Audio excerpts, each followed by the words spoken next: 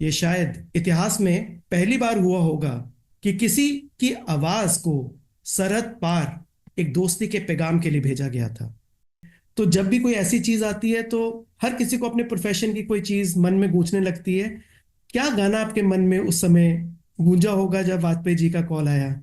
घर पे घड़ी नहीं होती थी, लेकिन 9:15 काबू हुए, स्कूल जाना है 10 बजे। तो 9:20 की घंटी बजती थी जब हम आवाज सुनते थे रेडियो कश्मीर जम्मू है। तो उस यशपाल शर्मा उन्दोगलो समाचार सुनो। तो और शाम को 6:15 कब बजते हैं वो ये भी इसी से पता चलता था कि श्री यशपाल शर्मा जी और डोगरी समाचार बोला रहे। सूर्यपुत्री तवीमा, सूर्यपुत्री तवीमा, सूर्यपुत्री तवीमा, सूर्यपुत्री तवीमा, तुगे नमन करा।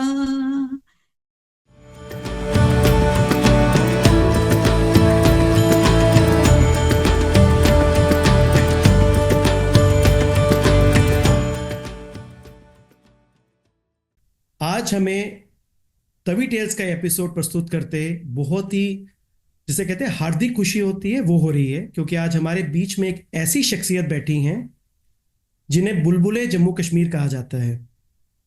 ये वह शख्सियत हैं कि जब हमारे भूतपूर्व प्रधानमंत्री श्री अटल बिहारी वाजपेयी जी ने एक शांति का संदेश पाकिस्तान को देने के लिए जब एक बस शुरू की थी, तो साथ ही में उन्होंने इनके गाई हुई जो गाने थे, जो पीस को दर्शाते थे, उन गानों की एक सीडी जिसका नाम सरहद था, कैसेट सीडी, वो उन्होंने अपने काउंटर पार्ट को गिफ्ट की थी। ये शायद इतिहास में पहली बार हुआ होगा कि किसी की आवाज को सरहद पार एक दोस्ती के पैगाम के लिए भेजा गया था। हमारे बीच में जो शख्सियत हैं वो जम्मू और बॉम्बे के बीच में टॉगल करती रहती हैं, लेकिन जम्मू से इतना अधिक प्यार है कि वो जम्मू में अधिक समय व्यतीत करना चाहती है हम सबके साथ। ये जम्मू की बेटी एक हाउस होल्ड नेम है, गाने में भी और एक प्यार भरी शख्सियत की वजह से। इसलिए आज ना तो कोई इन्हें मैम से संबोधित करता है, सिर्फ एक ही नाम निकलता है, सीमा दीदी। और आज हम वी आर ऑनर्ड कि हमारे बीच में जो शख्सियत हैं वो हैं सीमा सहगल जी, बुलबुले जम्मू और कश्मीर। सीमा दीदी, आपका स्वागत है तवी टेल्स के इस विशेष एपिसोड में जिसमें आपने हमें समय दिया। आपका बहुत बहुत शुक्रिया तवी टेल्स में आने के लिए। अजय जी, मुझे भी बहुत खुशी है कि जम्मू के दो ऐसे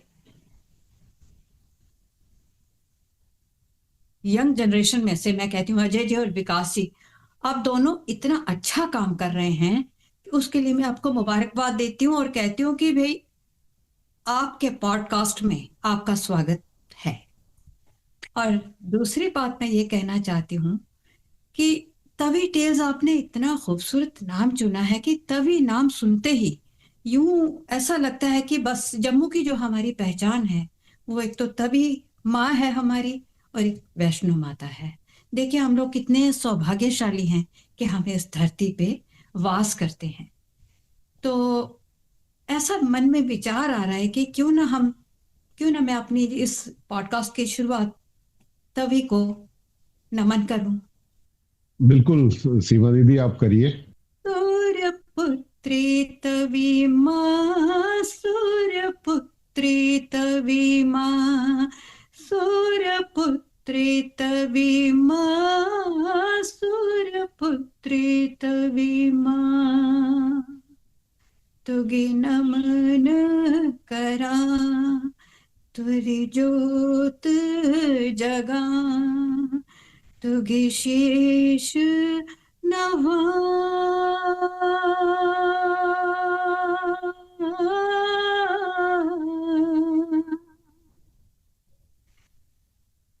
अर्क नंदनी तवी माँ, अर्क नंदनी तभी माँ, अर्क नंदनी तोषी माँ, अर्क नंदनी तभी माँ, तुगी शीश नवा।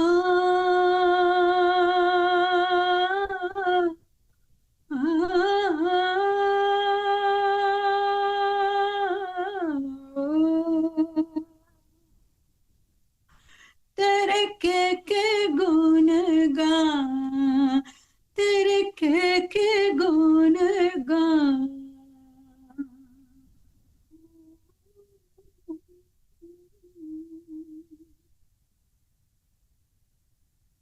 बहुत बढ़िया सीमा दीदी, आपका स्वागत है। और ऐसा लगा है कि तवी टेल्स को साक्षात माँ सरस्वती का आशीर्वाद मिला है।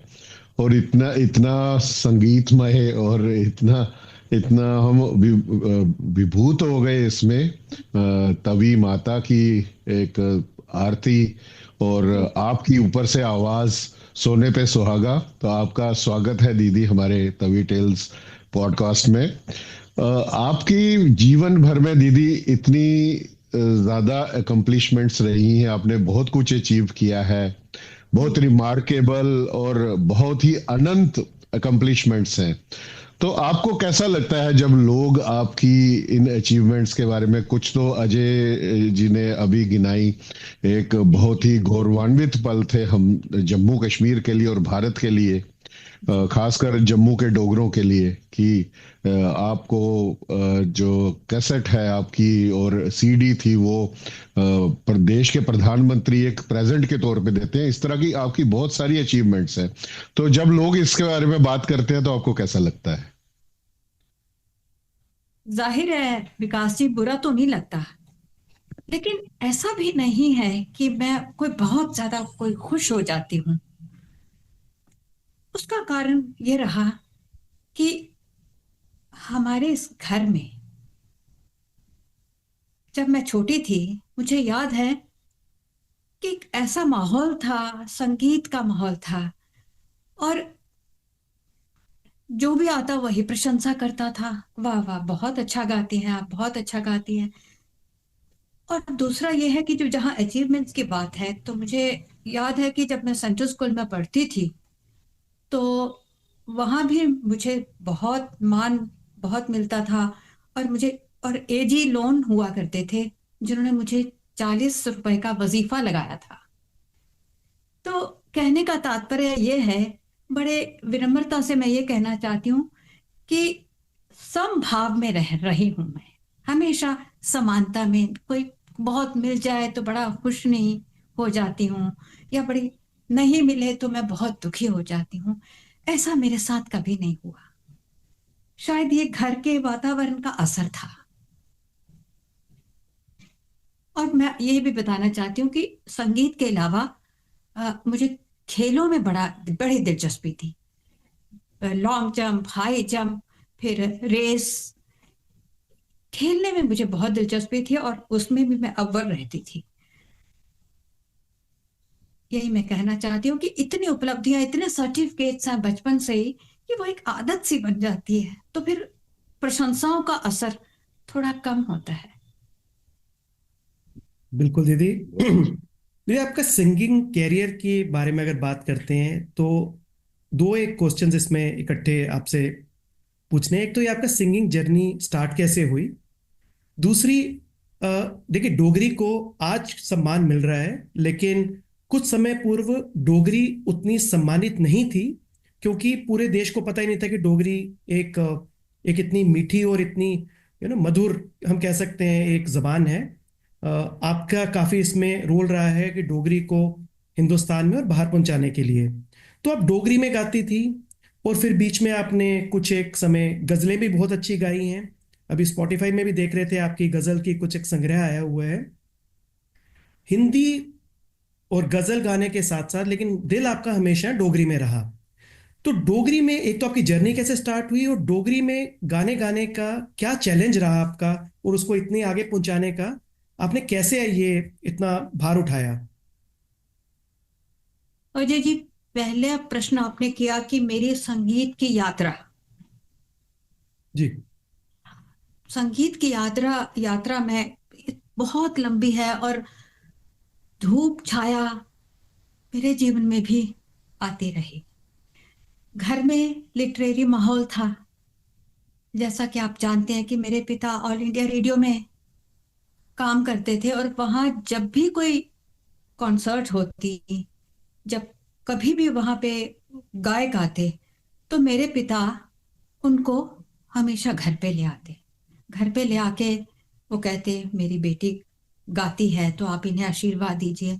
इस तरह मैंने देखा है कि निर्मला अरुण जी, फिर यूनुस खान साहब, काफी लोग और आते थे, और एक संगीत का वातावरण सा घर में रहा। तो इसके अलावा अदीब आते थे। मुझे याद है शिव बटाली की, मुझे धुंधली याद है कि वो भी आते थे और अपने जो सुर में गाते थे, वो आज भी मेरे कानों में है। मुझे समझ कुछ नहीं आती थी उन तब के, भाई ये क्या गा रहे हैं, क्या है, लेकिन कुछ भला सा लगता था, बहुत अच्छा लगता था। मेरी संगीत यात्रा में बहुत सारे पड़ाव हैं, उसमें बाधाएं भी हैं, और उसमें बहुत सुखद क्षण भी हैं। मैं आपको ये बताना चाहती हूँ कि मेरे पिता जब घर पे रहते थे तो अक्सर कुछ गुनगुनाया करते थे, और अक्सर वो सचिन देव बर्मन के गीत गाते थे। शायद आपको भी याद होंगे, सुन मेरे बंधु रे, जी। जी। सुन मेरे मितवा। ऐसे कमाल के उनके सुर लगते थे, और मैं अवाक सी रह जाती थी कि भाई ये क्या लग रहा है। मैं भी उनके पीछे पीछे गाती थी, जबकि मुझे शब्दों का कोई पता नहीं लगता था कि ये क्या है, इसका अर्थ क्या है। लेकिन जब ये गाते, सुन मेरे बंधु रे, सुन मेरे मितवा, सुन मेरे साथी रे, इतना आनंद मुझे मिलता था। और बहुत ही, मैं आपको नहीं बता सकती कि क्या असर मुझ पे होता था। और इस तरह मेरे पिता को भी लगा कि भाई मेरी बेटी अच्छा गाती है। उनको भी इस बात की बड़ी खुशी थी, क्योंकि अजय जी वो खुद एक संगीतकार बनना चाहते थे, गाना चाहते थे, लेकिन फिर घर गृहस्थी, फिर नौकरी, उसमें उनकी कुछ वो ख्वाहिश छूट गई। तो वो सारी ख्वाहिशें उन्हें उन्होंने मेरे जरिए पूरी की, और मुझ पे अनथक उन्होंने प्रयास किया कि जो भी आते थे, भाई आप सिखाइए। मुझे याद है कि मदन मोहन जी एक बहुत अच्छे संगीतकार थे। वो सुबह 4 बजे मेरे यहाँ आते थे, और 4 बजे, आप बताइए, मैं छोटी सी थी, मुझे कभी कभी क्रोध भी आता था, गुस्सा भी आता था, लेकिन वो एक शौक की वजह से मुझे, मैं उठ जाती थी। और वो गाते थे, कौन कौन गुण गाऊं राम के, कौन कौन गुण गाऊं राम के, कौन कौन गुण गाऊं। उनसे भी मैंने काफी सीखा। फिर जब थोड़ी बड़ी हुई तो institute of music and fine arts में मैंने दाखिला लिया, जो कि यूनिवर्सिटी के साथ जिसका जुड़ाव है। और इस तरह इम्फा में मैं, प्रोफेसर बीएस बाली होते थे, उनसे मैंने संगीत सीखा, प्रोफेसर बीएस बाली, फिर भीमपुरे सर थे।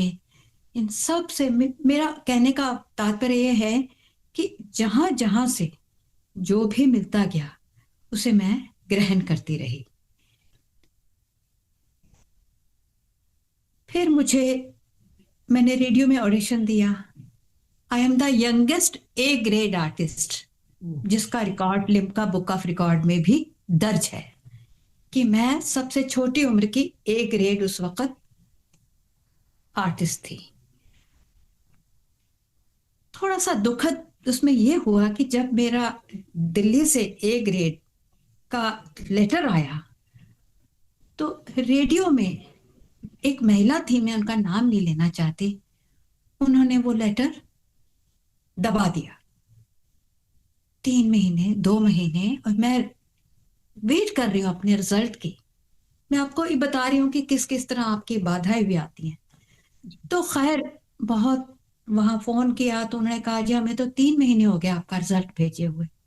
तो इस तरह जांच पड़ताल करने के बाद वो चिट्ठी मेरे हाथ आई। कहने का अर्थ यह है कि जर्नी में आपके, जब आप किसी यात्रा पे चल पड़ते हैं तो आपको आपके रास्ते में बहुत सारी बाधाएं भी आती हैं। कुछ लोग आपके साथ बहुत प्यार से बात करते हैं, कुछ उखड़े रहते हैं, कुछ चले जाते हैं। ये जीवन का एक ढंग है, दस्तूर है शुरू से। दूसरा अच्छा। जो मेरी यात्रा का सबसे बड़ा एक बहुत बड़ी बात ये हुई कि मुझे नेशनल स्कॉलरशिप दिल्ली भारतीय कला केंद्र के लिए मिल गया। जी। खैर, मेरे प्रयास से न्यूज़पेपर में पढ़ा, कहीं खुद फॉर्म भर दिया। एक तलब थी कि भाई अच्छा आगे म्यूजिक सीखना है, संगीत सीखना है। खैर, लेटर आ गया। मैं अपने पिता के साथ चली गई यूनिवर्सिटी, वहां दिल्ली में। वहां डीन थी श्रीमती मुटाटकर, मुझे याद है। जब मेरी बारी आई तो मेरे पास तानपुरा नहीं था। तो बाकी जो बच्चे कुछ आए हुए थे, तो उनमें से एक लड़की से मैंने गुजारिश की कि आप थोड़ी देर के लिए तानपुरा दे दीजिए। तो उसने मुझसे, उस वक्त उस जमाने में 100 रुपया बड़ा होता था विकास जी, जी। 100 रुपीज उसने चार्ज किया और मैंने अपना इंटरव्यू दिया। खैर, वापस आ गए। घर के जो बड़े बुजुर्ग थे वो नाराज भी थे कि उनको अच्छा लगा कि वापस आ गई हैं। तो 1-2 महीने के बाद रिजल्ट आ गया कि मेरी सिलेक्शन हो गई है। और सच मानिए, वो वक्त जो था ना, मेरे माता पिता को मैं सलाम करती हूँ, घर से इतना प्रेशर था कि एक ब्राह्मण लड़की घर से बाहर जाएगी दिल्ली में संगीत सीखने, ये नामुमकिन है। लेकिन एक अजीब सी शक्ति अंदर आ जाती है कि नहीं, आई हैव टू गो, मुझे सीखना है। एक भय का भी एक साथ साथ एक चीज चलती है, डर भी चलता है कि पता नहीं ये लोग क्या कह रहे हैं सच है। आज पड़ोस के लोग भी, ये कैसे हो सकता है, ये यहाँ से तो हमने कभी नहीं देखा कि लड़कियां बाहर जाती हैं और ये करती हैं, ये बस शादियों की उम्र हो जाती है, इनकी शादियां कर दो, वहां ये हो जाएगा। इसकी डर डालना, जी। खौफ डालना, ये मैंने समाज में देखा। हमारा डुगर समाज उस वक्त, देखिए, इतना विकसित भी नहीं था उस वक्त। तो शायद एक टाउन जैसा था, कुछ भी नहीं था यहाँ, कुछ भी नहीं था, कोई साधन नहीं थे। और इन मुश्किलाहट में मेरे माता पिता ने मेरा बड़ा साथ दिया, बहुत साथ दिया। और मैं नतमस्तक हूँ। आज भी मैं जब याद करती हूँ तो मैं सोचती हूँ कि अगर ये वो मेरा साथ नहीं देते तो मैं तो नहीं जा पाती थी म्यूजिक सीखने। खैर, उनको मुझ पे ट्रस्ट था, तो मैं संगीत सीखने भारतीय कला केंद्र चली गई। और फिर वहां पे जाके मेरे लिए नई दिशाएं खुलनी शुरू हो गई। मुझे एक रोशनी से मिली कि क्या है संसार, क्या संगीत है, क्या म्यूजिक है। तो ये संक्षेप में मेरी एक छोटी सी जर्नी मैंने आपको बताई। बहुत ही एक जिससे हम प्रेरणा ले सकते हैं दीदी आपने, क्योंकि स्ट्रगल्स जो हैं, सक्सेस तो सारे देखते हैं कि ये कामयाब शख्सियत है, लेकिन उसके पीछे जो स्ट्रगल्स होती हैं, जो इतना संघर्ष होता है, वो तो उसी इंसान को पता होता है जो वहां पहुंचा होता है। तो बहुत ही ये एक इंस्पायर करने वाली जर्नी है। और बीइंग ए फीमेल, जैसे आपने बात कर की, वो उनके अलग एक्स्ट्रा चैलेंजेस होते हैं। और आपके माता पिता को नमन है जिन्होंने एक मैं कहता हूं कि इतना आपको सपोर्ट किया, और एक आज जो फूल खिला है आपको हम देख रहे हैं, वो कहीं ना कहीं उनका बहुत उसमें योगदान है।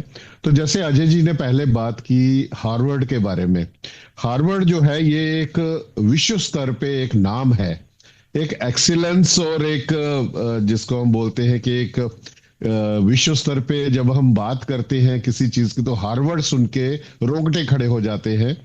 तो हार्वर्ड जैसे इंस्टीट्यूट में जब पता चला कि आप सम्मानित होने वाली हैं, तो आपका कैसा महसूस हुआ? ये तो जैसे आपकी अनगिनत अचीवमेंट्स हैं, तो उस पल में हमको ले जाइए जब आपको पता चला कि आपको हार्वर्ड में सम्मानित किया जा रहा है। तो आपको क्या महसूस हुआ और कैसा एक्सपीरियंस आपका वहां पे रहा? विकास जी, उस हार्वर्ड यूनिवर्सिटी ने जो मुझे मदु किया, उससे पहले कि मैं आपको कुछ बात बताना चाहती हूँ कि सरहद का निर्माण क्या, सरहद मेरे जहन में और मेरे husband squadron leader Anil Sehgal के जहन में इस सीडी को बनाने का कैसे जहन में हमने सोचा। उन दिनों हमारे दोनों मुल्कों के संबंध बहुत खराब थे। इतने, जब मैं सुनती थी कि भाई इतने लोग मर गए हैं, यहाँ पे वहां पे कत्लो गारत हो रही है, ये हो रहा है, तो जहन में आया कि कुछ अपना संगीत एक तफरी के लिए, एक एंटरटेनमेंट के लिए ना करके कुछ ऐसा करना चाहिए जिससे कि कुछ दोनों मुल्कों का कुछ सुधार हो। तो ये चीज मद्देनजर नजर रख के मैंने पाकिस्तान और हिंदुस्तान के जो शायर, अच्छे शायर, नामचीन शायर, देखिए जो कवि होते हैं, लेखक होते हैं, वो कभी नहीं चाहते हैं कत्लो गारत, वो हमेशा अमन चाहते हैं, हमेशा अमन चाहते हैं। आप फैज अहमद फैज साहब को देखिए, उनको तो इस चीज को मद्देनजर रखे मैंने वो उसका निर्माण किया। और ये जो सरहद सीडी है, इसमें फिर अली सरदार जाफरी, उनकी मैंने कुछ पॉइंट्स लेके उनको कंपोज किया, और इस तरह एक सीडी का निर्माण हुआ जिसमें कि आप कह सकते हैं कि इस तरह की चीजें थी। गुफ्तगू बंद ना हो, गुफ्तगू बंद ना हो, बात से बात चले, सुबह तक शाम मुलाकात चले, हम पे हंसती हुई यह तारों भरी रात चले। इस तरह की पोइट्री थी। हर आदमी अलग सही मगर उमंग एक है, जुदा जुदा है सूरतें, लहू का रंग एक है। ये फिर मैंने फिर उसके बाद एक अपना एक प्रोग्राम, मैंने और सैगा साहब ने एक प्रोग्राम कंसीव किया, लहू का रंग एक है। तो ये जो मैं आप बात कर रहे थे हार्वर्ड यूनिवर्सिटी की, तो वहां जाके मुझे उन्होंने, उनका जब इनविटेशन आया, उन लोग सुनते हैं क्योंकि इस सीडी का इतना चर्चा हुआ था विकास जी, हर न्यूज़पेपर ने इसे, इसका रिव्यू था, और इसके मैंने काफी प्रोग्राम किए, बहुत सारे प्रोग्राम किए थे। दिल्ली में प्रोग्राम किया, बॉम्बे में प्रोग्राम किया, काफी जगहों पे इसको मैंने, उस सीडी को एकता के लिए स्कूलों में जाके, कॉलेजेस में जाके कि भाई भाईचारा रखो, अमन रखो, मत लड़ो। तो इस तरह जब दिल्ली में भी एक प्रोग्राम किया जिसमें शायद नजमा हप्तुल्ला भी आई थी, फिर जावेद अख्तर शबाना जी भी थी, और अटल जी ने भी आना था, लेकिन वो किसी कारणवश नहीं आ पाए। तो वो प्रोग्राम भी मेरा काफी सक्सेसफुल रहा वहां।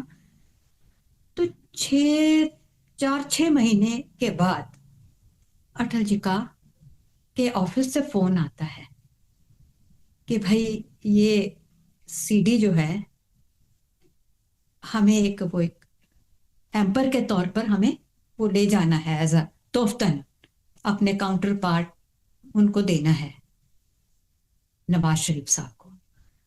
तो कहने का मतलब है कि इस तरह की कुछ अचंभित कर देने वाली चीजें मेरे जीवन में आई हैं कि मुझे यकीन नहीं होता था, अच्छा ये इस तरह हुआ।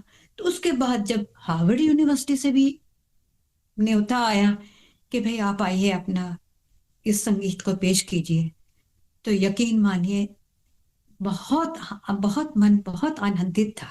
बहुत अच्छा लग रहा था कि देखिए मैं वहां जाके गाऊंगी।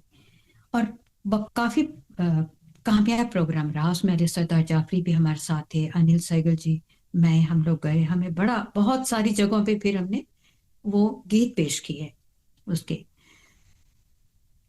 एक बात का मुझे चुभन हमेशा रहती है कि हार्वर्ड यूनिवर्सिटी ने मुझे सम्मान दिया, अच्छी बात है। क्या अपनी जम्मू यूनिवर्सिटी ने इस बात को नहीं समझा? अगर वो मुझे सम्मान देती इस बात के लिए तो मुझे सच मानिए हार्वर्ड से ज्यादा खुशी होती। सो ये छोटी छोटी कुछ चीजें रह जाती हैं दिल में, मन में।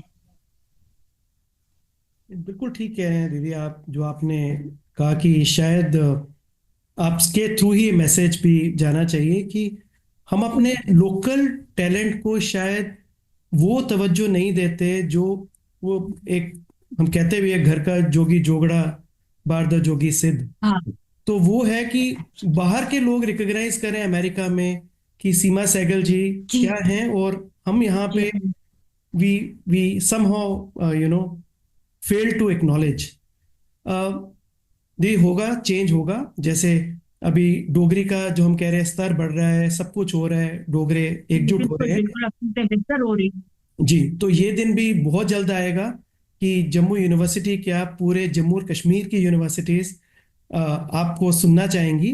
तो हमारे चैनल के माध्यम से ये एक भी मैसेज भी है जो हम जम्मू के डोगरे और अपने श्रोताओं को देंगे। दीदी अभी उसी चीज को हम आगे करते हैं जो डॉक्टर विकास ने पूछा। अ, जैसे आपके फोन की घंटी बजी और आपने देखा कि फोन उठाया, वाजपेयी साहब ने कहा कि मुझे आपसे बात करनी है और आपकी जो एल्बम सरहद है उसको मुझे एज ए गिफ्ट हैम्पर अपने काउंटर पार्ट श्री नवाज शरीफ जी को भेंट देनी है। तो दी वो लम्हा कैसा था? सच सच बात तो ये है अजय जी, मैंने फोन सैगल साहब को दे दिया क्योंकि मुझे उस वक्त समझ नहीं आ रही थी कि पता नहीं क्या है, क्या पूछेंगे, एक अजीब सा। तो फिर सैगल साहब से उन्होंने दरख्वास्त की कि एक हैम्पर बना के दे दीजिए, हम एज अ नेशनल गिफ्ट वो देना चाहते हैं अपने काउंटर पार्ट को। जी जी। तो जब फोन हो गया, सहगल सर ने भी फोन सुन लिया, तो क्या खुशी थी आप दोनों की? अगर मैं मानता हूं कि बहुत बड़ी चीज है, बट आप उसको अगर कुछ शब्दों में बयान कर सकते, कैसा लगा उस समय? अच्छा लगा, भला सा लगा, और लगा कि अच्छा ऐसा भी हो सकता है, ये फीलिंग आई। क्योंकि जब इंसान मेहनत करता है, काम करता है, उस वक्त ये नहीं सोचता है कि इसका रिजल्ट क्या होगा या इसका आगे जाके क्या हश्र होगा। तो ये एक बहुत ही सुखद, एक सुखद अनुभूति आप कह लीजिए वो थी। दीदी आप इतना अच्छा गाना गाती हैं, तो जब ये फोन आया होगा आपके मन में कोई गाना तो बजा होगा। जैसे हम लिखते हैं, डॉक्टर साहब प्रैक्टिस करते हैं, तो जब भी कोई ऐसी चीज आती है तो हर किसी को अपने प्रोफेशन की कोई चीज मन में गूंजने लगती है। क्या गाना आपके मन में उस समय गूंजा होगा जब वाजपेयी जी का कॉल आया? देखिए उस वक्त मैंने अपनी माँ वैष्णो देवी को याद किया, जी सच में। और जो मेरा, मैंने उस वक्त सच में यही प्रार्थना की। मैं आप इजाजत दें तो मैं सुनाऊं जी जी थोड़ा जी सा। जी जी। मैंने उस वक्त मैंने क्या गाया। कने कने जंगल च रौंदी माता मेरी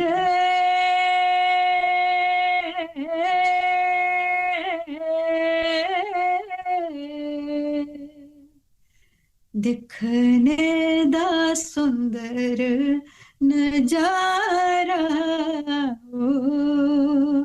ओ मंदिर च बसे तो माता रानी मेरी जोते दा ओए लश्कारा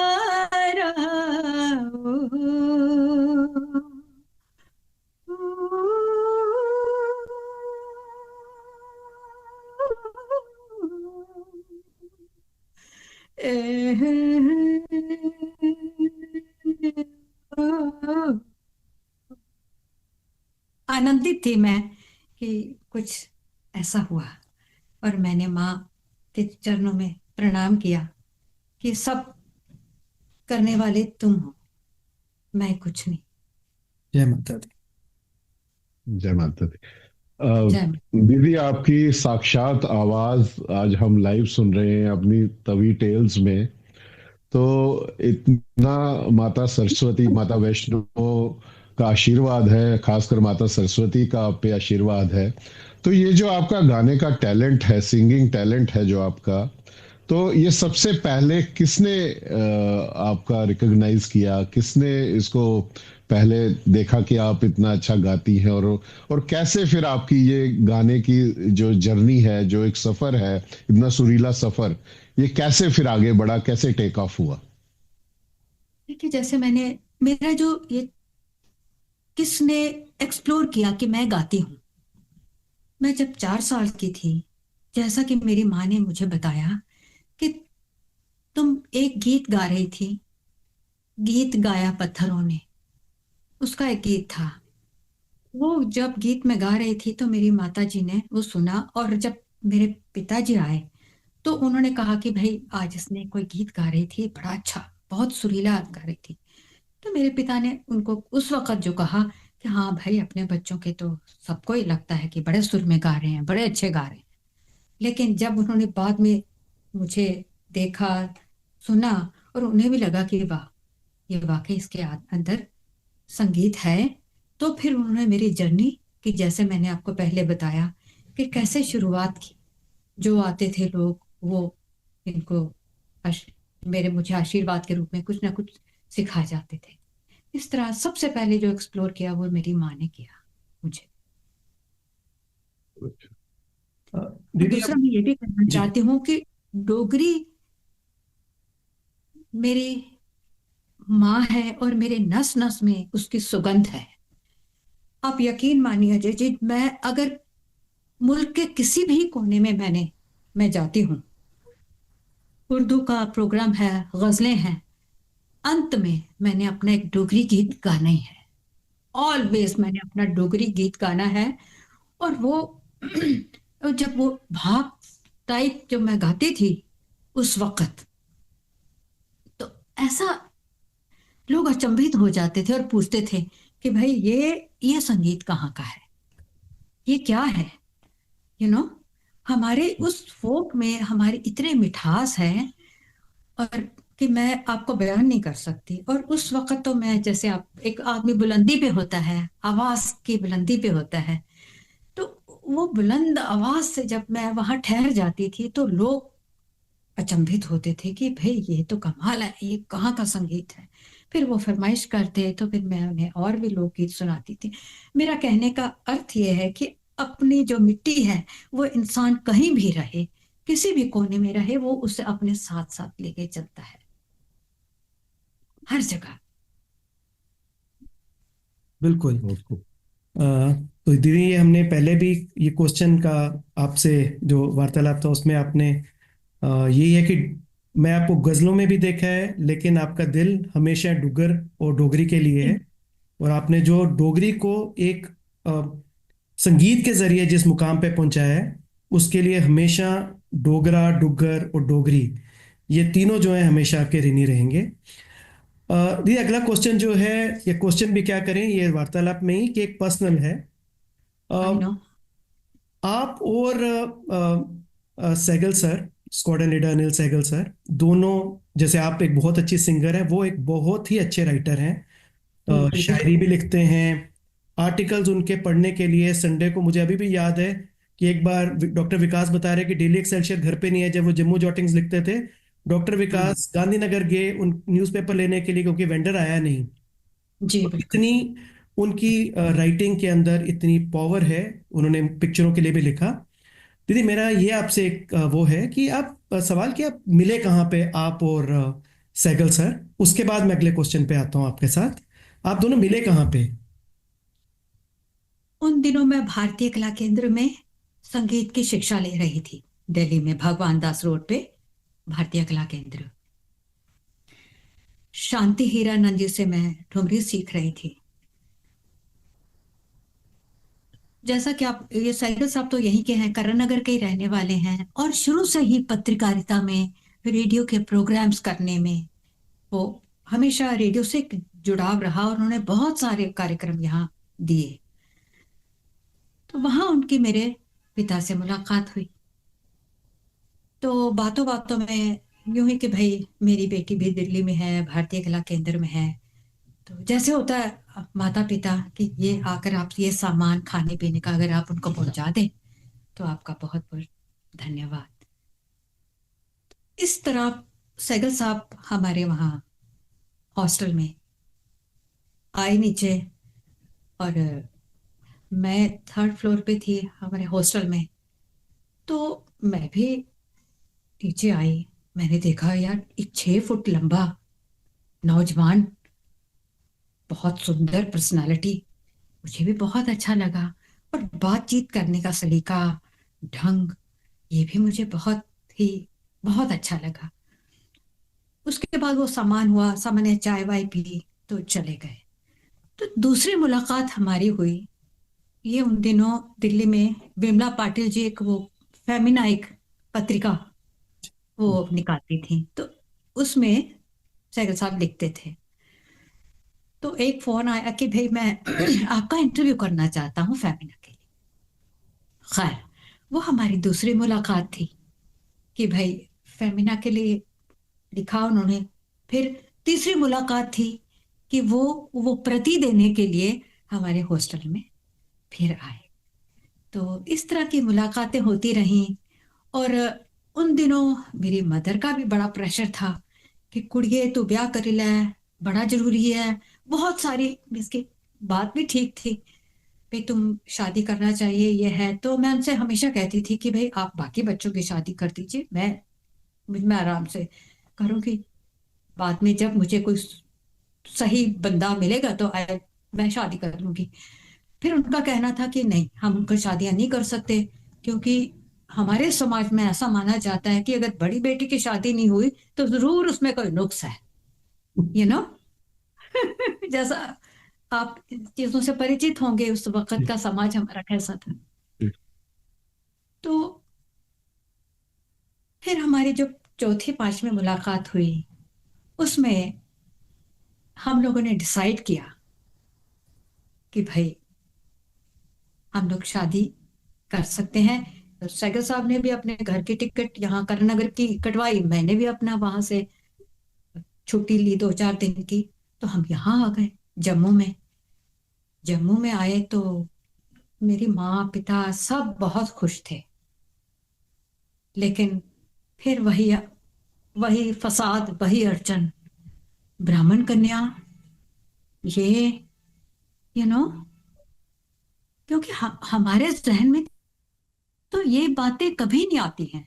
हमें एक इंसान अच्छा है, सुयोग्य है, मेरे काबिल है, मैं उसके काबिल हूँ, हम लोगों ने डिसाइड किया है।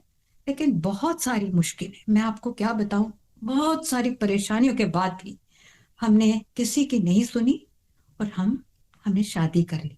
मेरे माता पिता का फिर मैं आभार प्रकट करती हूँ कि उन्होंने मेरा इसमें बहुत साथ दिया। बाकी कोई घर वालों में से कोई आया नहीं, कोई रूठ गया, साहब ये हमारे ब्राह्मण कुल में शादी करनी है, ये सभी छोटी छोटी जो बातें उस वक्त समाज में थी।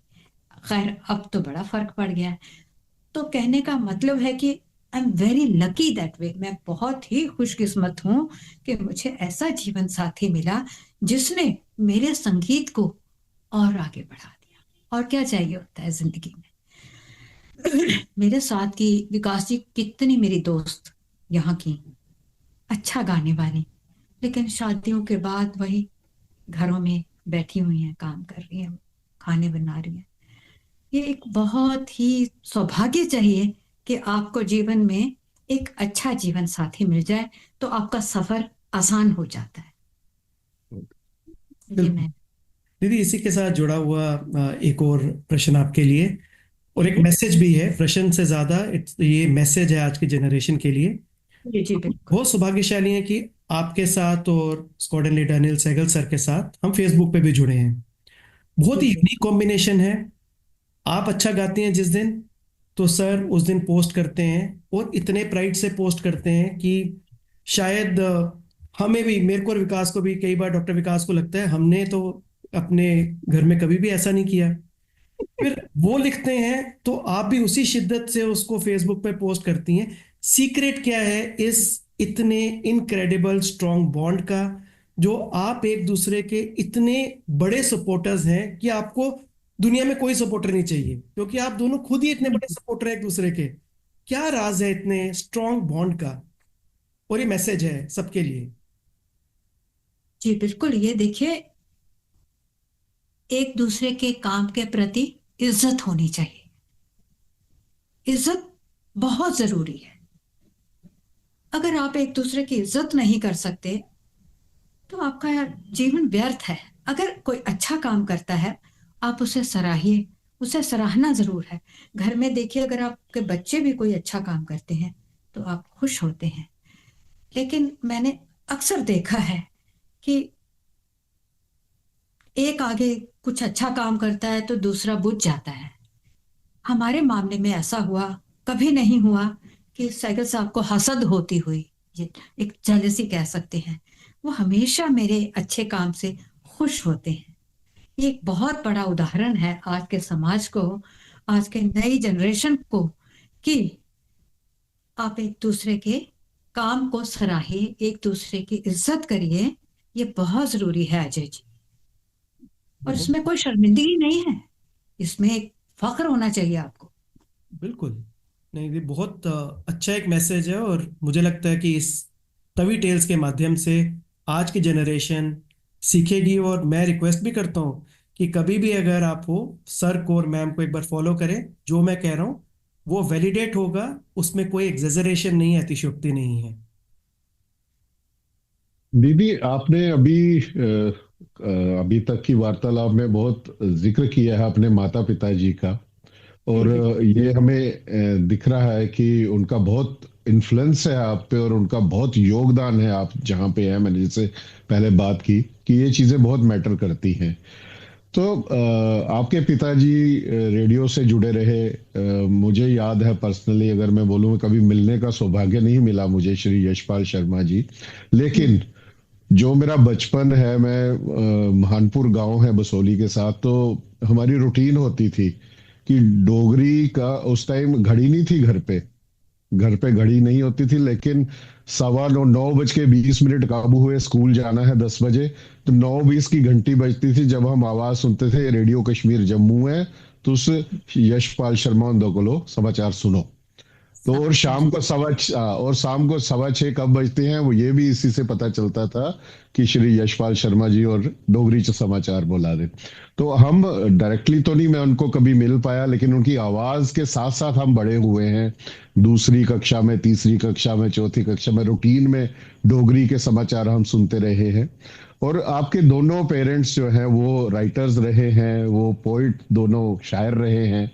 तो आपकी जो जो उनकी जो लिटरेरी लेगेसी है, जो वो पोइट और शायर ये अपने रहे, आप वो राइटर हैं, तो उसका कैसे आपकी पर्सनैलिटी पे क्या इम्पैक्ट पड़ा है? और उसकी वजह से आपने डोगरी लैंग्वेज और कल्चर में कितना कंट्रीब्यूट किया है अपने पेरेंट्स की इस लेगेसी की वजह से? देखिए, जब घर में लिटरेरी माहौल होता है, मेरे पिता मुझे मुझे याद है कि बिठा के गालिब की गजल सुनो, इसका मीनिंग सुनो, इसका मीनिंग समझो, तलफुज आपका सही होना चाहिए। उर्दू का अगर आपने कुछ भी गाना है तो आपका डिक्शन बिल्कुल क्लियर होना चाहिए। गम नहीं बोलना है, गम बोलना है। मुझे याद है, गम बोलने के लिए मुझे वहां एक कोने में खड़ा कर देते थे और कहते थे लगातार बिंदी लगाओ ग के नीचे। मत कहने का मतलब है कि बड़ी मेहनत से उन्होंने हमें उर्दू का तलफुज, पंजाबी का, डोगरी का, डोगरी से उनके इतने अच्छे अच्छे गाने हैं और लिटरेरी गाने हैं। उसमें कोई ये नहीं है कि कोई चटनी या अचार का कोई जिक्र है, या सिर्फ हमारा टुगर समाज यही है कि खाओ, खाना खाओ और सो जाओ। उसमें इतना खूबसूरत उनके गीतों में वर्णन है विकास जी, मैं आपको क्या बताऊं। प्रकृति से जुड़े हुए हैं, प्रकृति से जुड़े हुए गीत उनके इतने खूबसूरत हैं। ये हमारे जम्मू का दुर्भाग्य है कि शायरों को भुला दिया जाता है। वेदपाल दीप देखिए, मधुकर जी देखिए, क्या गजलें लिख गए हैं, क्या है।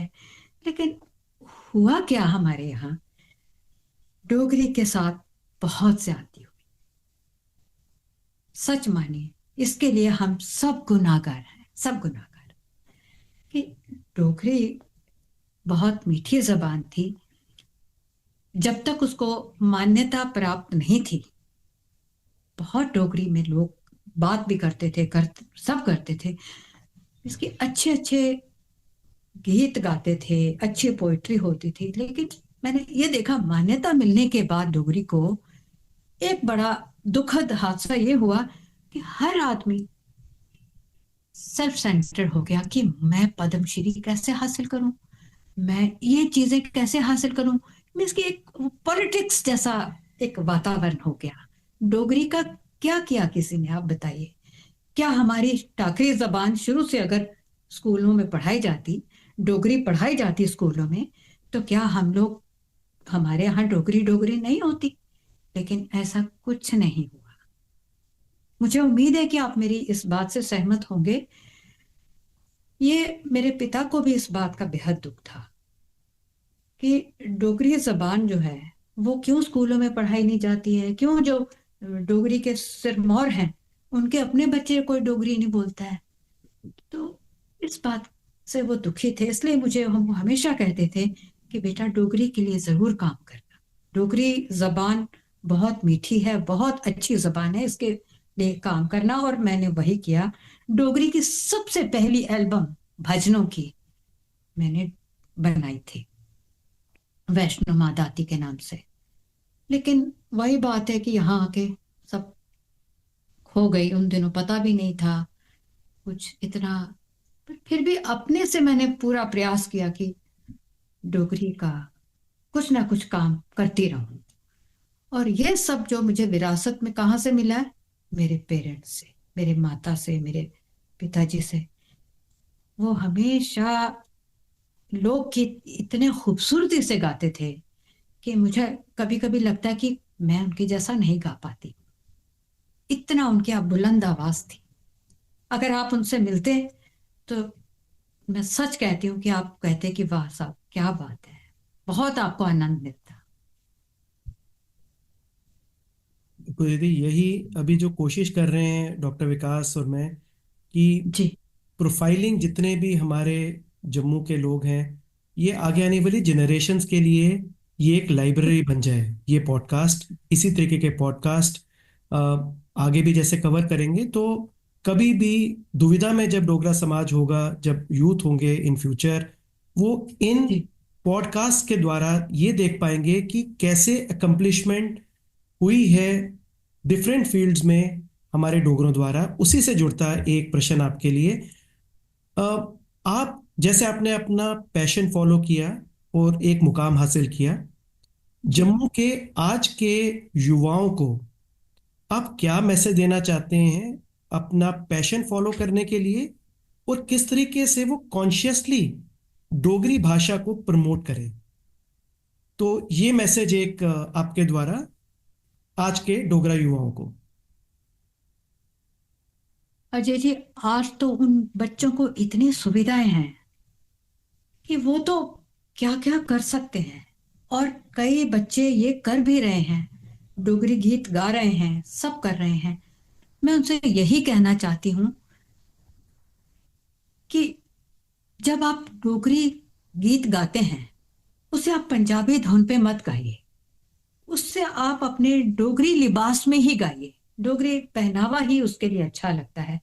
क्योंकि आज जो जनरेशन है वो इतनी तड़प उठती है कि जल्दी जल्दी कोई पॉपुलर हो जाए।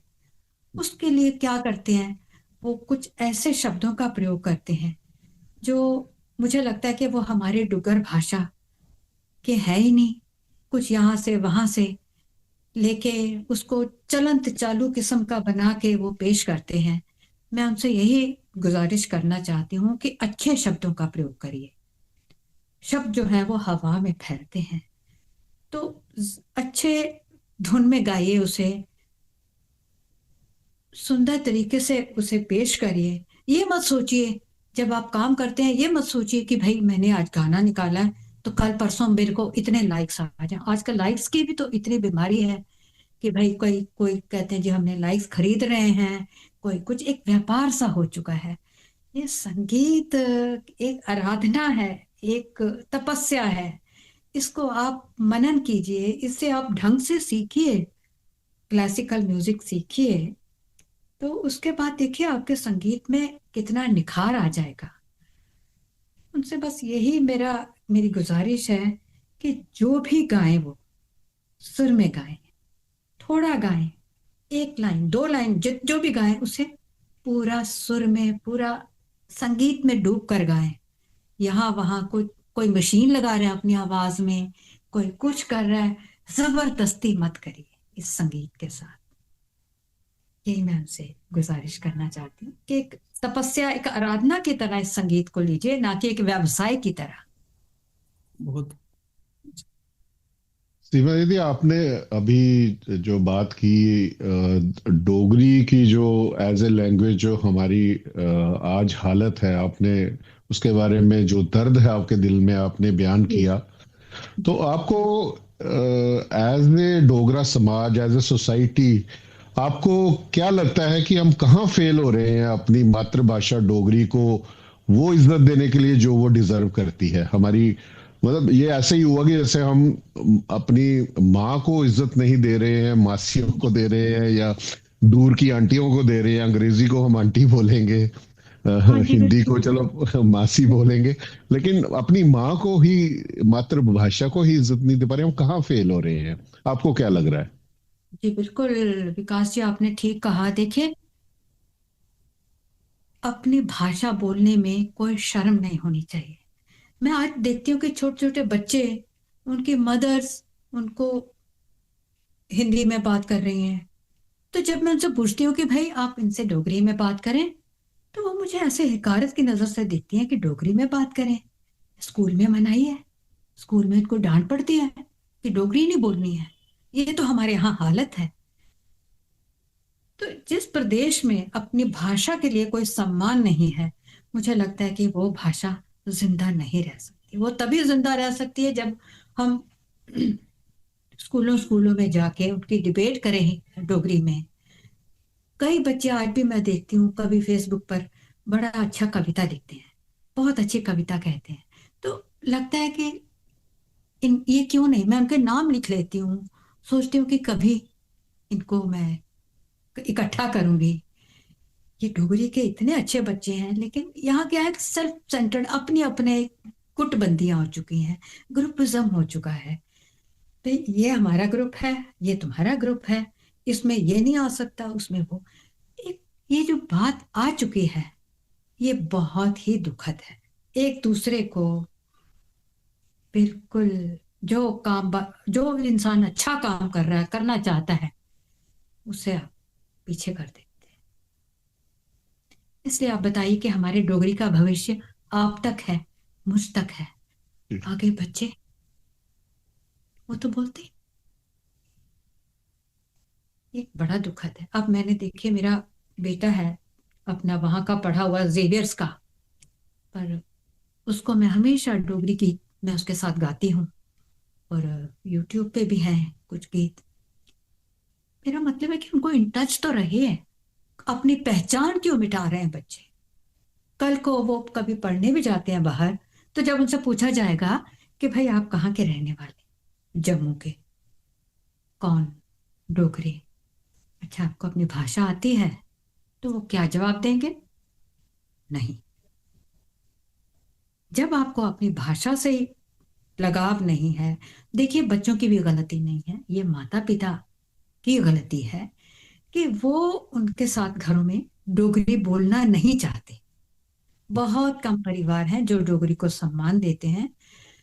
जैसे अब मैं, कुछ बच्चे मेरे से सीखने आते हैं, कोई 6 साल के हैं, कोई 10 साल के, 11। उनको मैं क्लासिकल के साथ साथ हमेशा डोगरी गीत सिखाती हूँ, ताकि कम से कम वो सीखते वक्त उनको लगता है डोगरी गीत, डोगरी गीत नहीं, हमें ये फिल्मी सीखना है। तो मैं उन्हें बताती हूँ कि आपकी पहचान मत मिटाओ। लेक्चर देती हूँ तो वो जुड़ जाते हैं, फिर वो गाते हैं। मुझे बहुत खुशी होती है कि जब वो डोगरी गीत गा रहे होते हैं बच्चे छोटे छोटे, तो लगता है कि चलो कभी ना कभी तो ये सोचेंगे कि थैंक गॉड हमें भी कोई अपना डोगरी गीत आता है, हम भी कह सकते हैं गर्व से कि यस हमें पता है डोगरी क्या है। तो ये मैं छोटा छोटा प्रयास अब भी कर रही, आज भी मेरे यही प्रयास है कि बच्चे जो हैं वो डोगरी से जुड़े रहें। नहीं, बहुत बढ़िया है।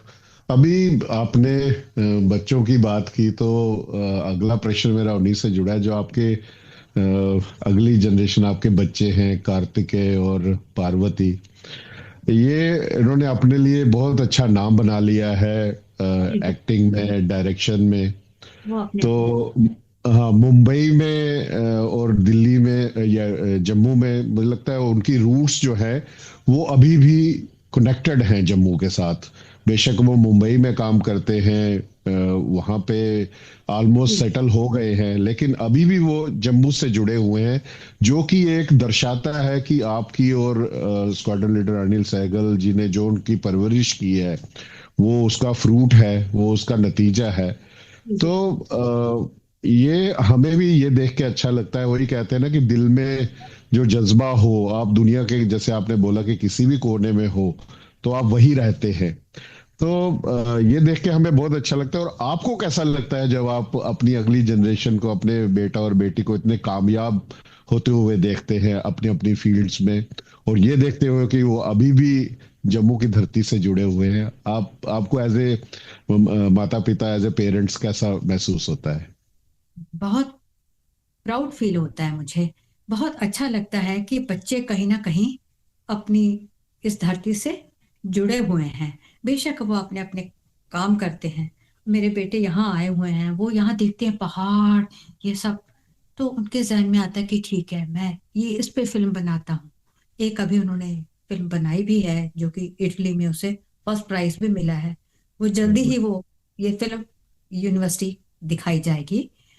तो कहने का मतलब है कि वो अपने अपने ढंग से अपना अपना काम ईमानदारी से कर रहे हैं। और साथ में ही डोगरी काफी गीत उन्होंने बना लिए हैं। और उनका एक बहुत है कि भाई मैं यहाँ एक जो नए बच्चे हैं उनको लेके एक डोगरी का प्रोग्राम पेश करूं, ये भी उनके मन में है। तो अच्छा लगता है जब ये बच्चे अपना अपना काम करते हैं, जम्मू से जुड़े हुए हैं। बिल्कुल दीदी, बहुत। अब हम तकरीबन अपने पॉडकास्ट में आपकी इतनी विजडम और इतने अच्छे अनुभव और इतने अच्छे मैसेजेस के बाद हम अपने पॉडकास्ट के अंत में पहुंचे। एक बहुत ही ब्लंट क्वेश्चन, जी। आपको जिंदगी में क्या रिग्रेट्स हैं? From society, from us Dogras, from Jammu. आपने बताया भी यूनिवर्सिटी का एक छोटा एग्जांपल देके। देखिए हाँ, एनी रिग्रेट्स इन लाइफ? सच मानिए तो कुछ नहीं है। कोई पश्चाताप नहीं है। क्योंकि देखिए, जो आदमी कबीर पढ़ता है, जो आदमी बुल्ले शाह पढ़ता है, ये सब लोग मीर तक मीर है, फैज हैं। हम इनको, इन सबको जब इंसान पढ़ता है तो जीवन में कोई पश्चाताप नहीं रह जाता। और आखिर में मैं एक शेर मैं सुनाना चाहती हूँ। शोहरत की बुलंदी भी पल भर का तमाशा है। शोहरत की बुलंदी भी पल भर का तमाशा है। जिस डाल पे बैठे हो वो टूट भी सकती है। जिस डाल पे बैठे हो वो टूट भी सकती है, कभी भी कुछ हो सकता है। इसलिए हमेशा उसका शुक्रिया अदा करो, उस प्रभु का शुक्रिया अदा करो कि आप एक सच्चे मार्ग पर चल रहे हैं, आप सीधे साधे रास्ते पर चल रहे हैं, अपना काम ईमानदारी से कर रहे हैं। तो यही एक सार है कि, और कोई, मैं सच कहती हूँ कि मुझे अपने जीवन से कोई भी किसी चीज का भी पश्चाताप नहीं है। और जब मैं विकास जी को गाते हुए सुनती हूँ तो मुझे और भी अच्छा लगता है कि वाह, देखिए, ये देखिए संगीत से जुड़े हुए हैं। मुझे बहुत आनंद मिलता है और मैं मुस्कुराती हूँ सुन के कि भाई वाह। और जब आपको देखती हूँ कि आप संगीत से जुड़े हुए हैं, म्यूजिक से जुड़े हुए हैं, तो अच्छा लगता है, क्योंकि संगीत से जुड़ना ईश्वर से जुड़ना है। बहुत बढ़िया बात की दीदी आपने कि संगीत से जुड़ना, ईश्वर से जुड़ना, और आपका तवी टेल्स के साथ आज जुड़ना तो माता सरस्वती का आशीर्वाद है साक्षात हम पे, जैसे मैंने पहले कहा। आपका बहुत बहुत धन्यवाद दीदी, आज तवी टेल्स को अपनी प्रेजेंस से और अपने जो आपने इतना अपनी लाइफ जर्नी शेयर की और अपने वर्ड्स ऑफ विजडम शेयर किए, अपने जो एक्सपीरियंसेस लाइफ के, उससे आपने क्या सीखा वो हमारे साथ, हमारे दर्शकों के साथ शेयर किए। और मुझे विश्वास है कि आपकी जो ये कहानी है, ये जो स्ट्रगल है, जो एक एक ऐसे समाज से आते हुए भी, जब यहाँ इतना संकीर्ण सोच थी उस समय से, एक संगीत में शिक्षा लेना और आगे बढ़ना और निखरना, और जिसमें आपने बताया अपने पेरेंट्स का और अपने जीवन साथी का, लाइफ बहुत पार्टनर का बहुत योगदान रहा। तो ये मुझे लगता है कि हम सबको इंस्पायर करेंगे, और हम डोगरों को खासकर ये एक बहुत बड़ा मैसेज है कि मैं जैसे मानता हूं कि डोगरे जो हैं वो किसी से कम नहीं है, we are second to none. और आप साक्षात उसकी एग्जाम्पल है कि आपके गाए हुए मैत्री के गीत एक देश का प्रधानमंत्री दूसरे प्रधानमंत्री को, एक दुश्मन देश जिसको हम कहते हैं, उनको एक एक उन्होंने जब फ्रेंडशिप का हाथ बढ़ाया, तो वो आपके गानों की सीडी भी, ये कितना बड़ा एक बात है जम्मू के लिए, डोगरों के लिए। और मुझे नहीं लगता कि 99% डोगरों को ये बात पता होगी। ये हमारा दुर्भाग्य है कि हम अपनी ही कदर नहीं कर पाते, अपने अपने हीरोज को पहचान नहीं पाते, चाहे पास्ट के हों चाहे प्रेजेंट के हों। तो आपने आज अपनी जर्नी शेयर की, और कहाँ से आप स्टार्ट हुए, अपनी पैशन को कैसे आपने अपना निखारा, और आज अब उसके शिखर पे हैं, और आज अगली जनरेशन को आप उस संगीत को और डोगरी को बढ़ाने में लगे हुए हैं। तो मैं आपका बहुत बहुत आभारी हूँ, आपने हमें समय दिया। और आपकी ये जो जर्नी है, आपकी ये जो लाइफ की स्टोरी है, ये प्रूव करती है कि यदि हमारे में डिटर्मिनेशन है, यदि हम कुछ ठान के चले, तो हम पर्वतों को भी हिला सकते हैं, we can move the mountains. तो फेथ और डिटर्मिनेशन जो आपने दिखाई अपनी लाइफ में, ये वर्थ सेलिब्रेशन है हमारे लिए गर्व की बात है कि हमारे डोगरों में से एक जो जम्मू की बेटी कहें, आप हमारी बहन है, तो आपने लाइफ में इतना कुछ अचीव किया, हमारा नाम रोशन किया, और आज भी आप उसी तन्मयता के साथ जम्मू और डोगरों के लिए लगी हुई हैं। मुझे माता सरस्वती माता से मैं प्रार्थना करता हूं कि ऐसे ही जैसे उन्होंने आप पे हमेशा आशीर्वाद दिया है, आगे भी बनाए रखें, और आप अपने मिशन में जिस तरह से तन्मयता से लगी हैं, आप आगे बढ़ती जाएं और उसमें आप और कामयाबी प्राप्त करें। आपका बहुत बहुत धन्यवाद तवी टेल्स में आने के लिए। विकास जी, धन्यवाद। आपका और अजय जी का भी बहुत बहुत शुक्रिया। और आपने कहा कि आप हमारी बहन हैं, आपने सच कहा, क्योंकि मेरे पिता भी बसोली के हैं, तो उस नाते जी हमारा रिश्ता तो बिल्कुल बनता है। बिल्कुल। बिल्कुल दीदी, लेकिन अभी अंत अभी हुआ नहीं है इस पॉडकास्ट का, क्योंकि डोगरी के जब तक दो शब्द आपसे नहीं सुन लेगा आपका अपना डोगरा, आपका अपना जम्मू, तब तक ये पॉडकास्ट का अंत नहीं हो सकता। तो उसी के साथ हम अंत जी करेंगे इस पॉडकास्ट का, डोगरी के आपके गीत से। मैं अपने पिता यश शर्मा जी का एक गीत लिखा हुआ है, कोई बदली गासा छाई। यहाँ जो बदली है वो एक लड़की है, रामा नहीं बरदी, वो राम, उसकी आंखों से आंसू नहीं निकल रहे हैं। कौन जाने के दर्द बछोड़े, कौन जानता है उसको कौन सा बछोड़ा है। को दिया परमाई, किसने उसे इतना दुख दिया, किसने उसे भरमाया है। रामा नहीं बरती। ये दो लाइनें मैं आपको सुनाती हूँ।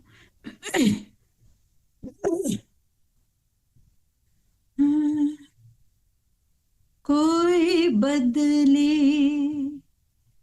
कोई बदली, ओ कोई बदली गास छाई, रामा ने बर दी, रामा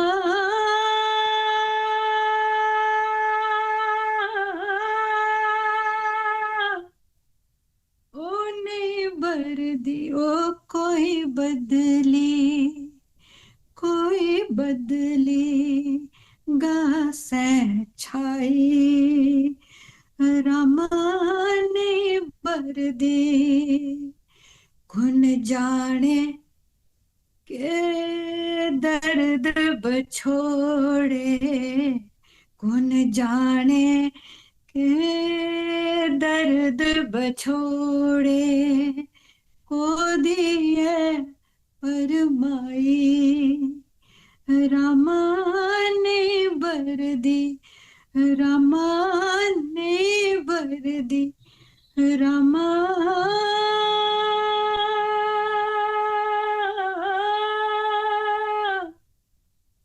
ओने बर दी, ओ कोई बदली गास छाई। बहुत बहुत खूब, बहुत शुक्रिया, बढ़िया। बहुत शुक्रिया दीदी। थैंक यू तवी टेल्स में आने के लिए, धन्यवाद। ओके, जी जी, थैंक यू डॉक्टर शुक्रिया। विकास। ओके। Thank you.